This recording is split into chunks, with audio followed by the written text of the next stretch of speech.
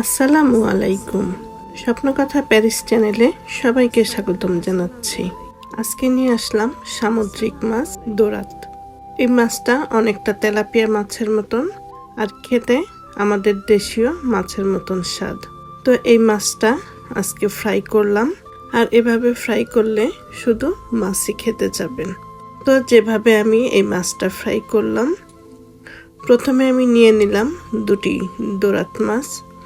আর দেখতে পাচ্ছেন মাছগুলো লম্বা লম্বা করে মাঝখানে আমি কেটে নিয়েছি। আর এভাবে কেটে নিলে সব মশলাগুলো মাছের মধ্যে যাবে। তো মাছগুলো কেটে ধুয়ে পরিষ্কার করে নিয়েছি। এরপরে এর মধ্যে দিয়ে দিব লেবুর রস। আর লেবুর রসটা দিলে মাছের যে একটা গন্ধ আছে, সেই গন্ধটা আর থাকবে না। তো মাছের দু পিঠে এবং মাছের ভেতরেও লেবুর রস দিয়ে দিলাম। লেবুর রসটা দিয়ে এরপরে দিয়ে দিব লবণ, আর লবণ দিয়ে মাছটা ভালো করে মেখে নিব। তো লেবুর রস আর লবণ দিয়ে মাছটা প্রথমে ভালো করে মেখে নিলাম। এরপরে দিয়ে দিব হলুদ গুঁড়ো, আর দিয়ে দিলাম গোলমরিচের পাউডার।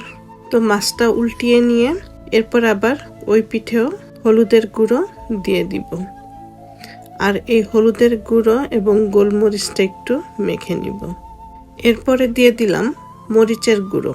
মরিচের গুঁড়ো দিয়ে মাছ দুটো ভালোভাবে মেখে নিলাম।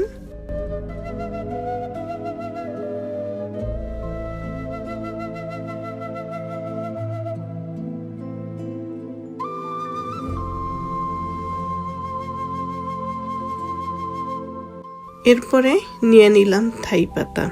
এই থাই পাতাটা মাছের মধ্যে দিয়ে দিব। যেদিক দিয়ে মাছটা কেটে নাড়ি ভুড়ি বের করলাম, সেই জায়গা দিয়ে দিয়ে দিব থাই পাতাগুলো। আর দিয়ে দিচ্ছি কিছু ধনে পাতা, ডাঁটি সহকারে ধনে পাতা দুটো মাছের ভেতরই দিয়ে দিলাম। তো মাছের মশলা মেখে এখন আমি 10 থেকে 15 মিনিট ম্যারিনেট করে নিব।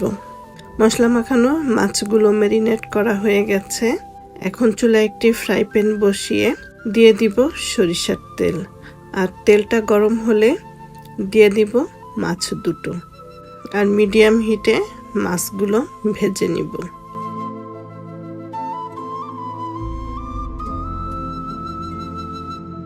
তো মাছটা ভাজা হচ্ছে, আর এখান থেকে তেল উঠিয়ে মাছের উপরে দিয়ে দিচ্ছি।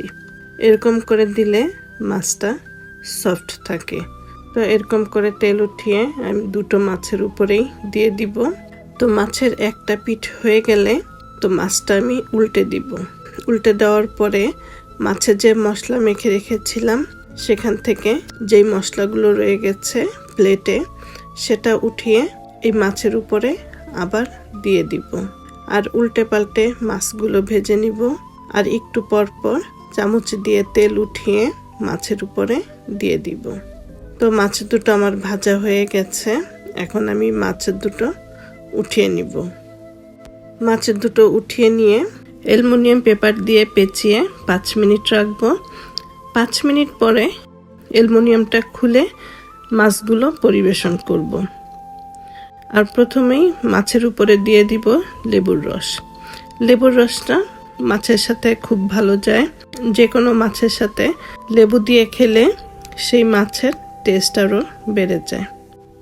তো মাছটা টেবিলে দেওয়ার আগে একটু সাজিয়ে গুছিয়ে তারপরে টেবিলে দিব। আর যেভাবে এই প্লেটটা সাজালাম, এরকম একটি ভাজা মাছ পেলে আর কোনো কিছুরই দরকার নেই, শুধু মাছ খেয়েই পেট ভরে যাবে। আর এই মাছ থেকে এত সুন্দর একটা ফ্লেভার আসছে, যেটা কিনা এখন বোঝাতে পারছি না। আপনি এরকম ভেজে নিয়ে টেবিলে বসলেই বুঝবেন এই মাছটা কত সুন্দর একটা ফ্লেভার, আর খেতে কতটা মজা। আর উপরে কিছুটা এই মাছ ভাজার যে তেলটা ছিল, সেই তেলটা দিয়ে দিব। এতে মাছটা শুকনো হয়ে যাবে না। তো আশা করছি আজকের এই মাছ ভাজা আপনাদের ভালো লাগবে। আর ভালো লাগলে অবশ্যই স্বপ্নকথা প্যারিস চ্যানেলের সাথে থাকবেন।